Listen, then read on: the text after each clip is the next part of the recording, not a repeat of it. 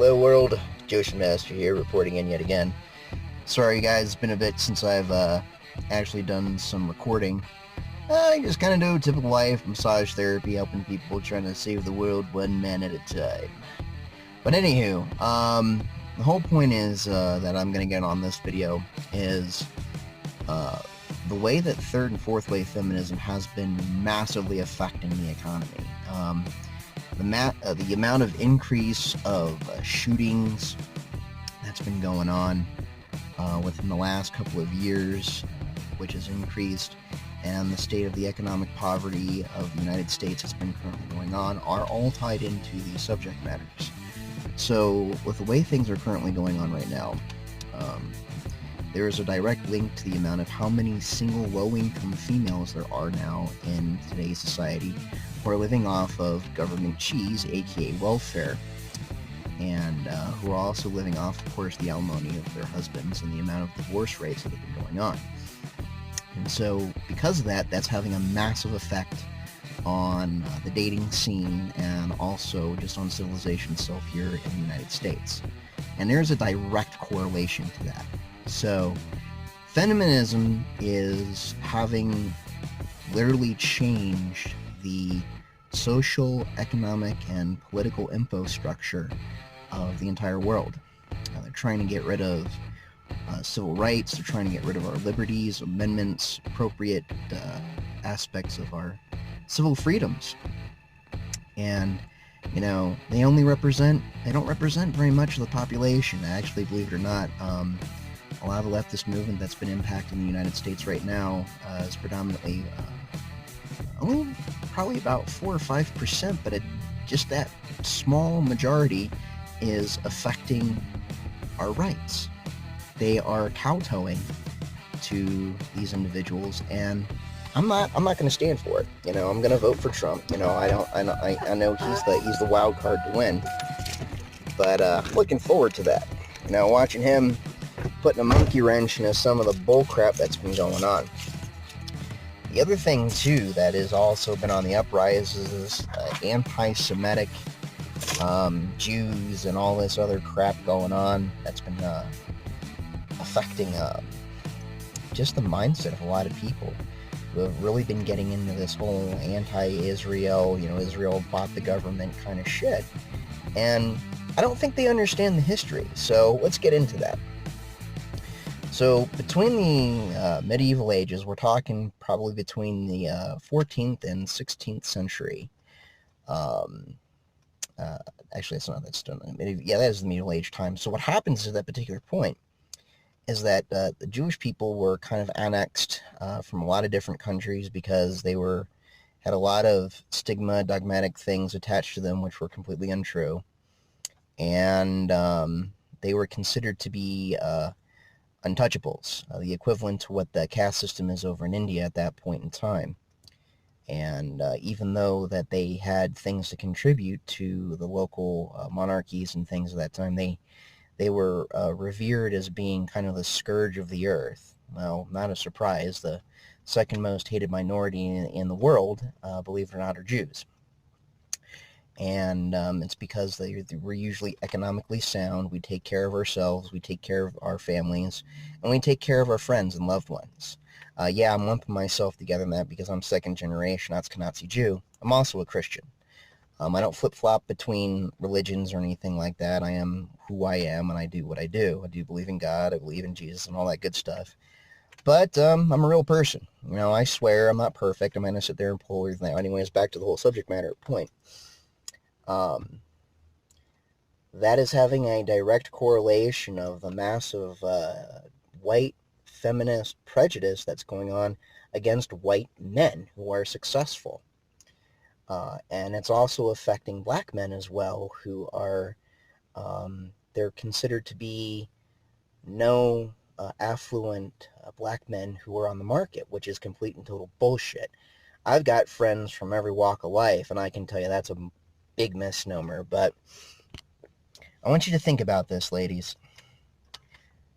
You are starting to raise men who do not know how to be men. They have no idea how to hold a job, how to be accountable for themselves. They feel entitled, and you don't teach them what they need to know to survive in today's world. And that's why they're still living under your roof. And they're sucking on that teat.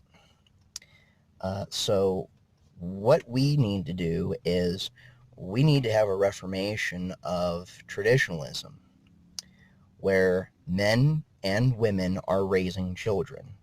None of this, translateral bigender bullshit nonsense that's going on. You want to see an increase in economically sound and stable men? You need to have two parents in the household, male and female. That's not a crack on anyone who's gay. It's just the reality. Oh, and if you are homosexual, I've got nothing against you. But the reality is that you wouldn't be here unless you had a mother and father. Nature wins. But anyways, whole point of back what I was saying to the whole medieval aspects of this prejudice has been massive spread for probably going on the last 600-700 years or more about the Jewish people is completely misnomered. And it was actually, there was a gentleman by the name of Marshall Darrowgood in 1823 who coined the term what was referred to as Zionism. And there was a massive internal movement that were started by a bunch of bigots and fascists and idiots who were trying to create this movement to try to eliminate the people who had busted their asses, who went through the Holocaust, and understand what torture and destruction and deviousness and all that other shit, slavery is all attached with it as well. And they tried to make the Holocaust to be a conspiracy theory, even though history dictates that that actually happened.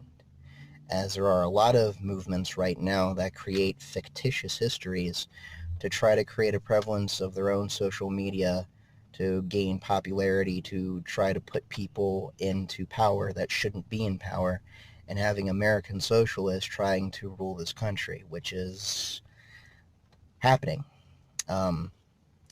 Thank God for Trump, because he is really making a difference.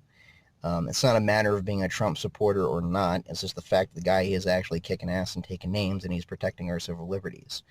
So if you don't like it, go suck on an egg.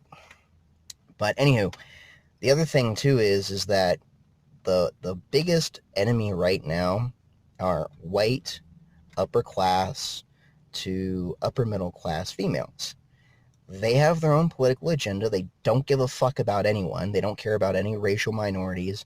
They do not include black women, Muslim women, African women, Persian women, Chinese, Thai, you get the whole thing. They don't give a shit about you. They only care about themselves. And I want you to wake up, and I want you to take a look at yourself. And if you have a friend like that, that's not somebody you need in your life, because they are toxic individuals, mentally disturbed, mentally conditioned, and they've been brainwashed into thinking that they have the right to rule the world. Screw them. Tell them to take a hike. Surround yourself with good people who want to make a difference in the world, want to try to help add to humanity, make a difference in the lives of others, and not try to tear down people in general, including men, regardless of what their color may be. So currently, just wanted to let you know, I'm also an ordained minister. I believe in marriage. So if you don't like that, once again, go jump off a cliff, because I don't care.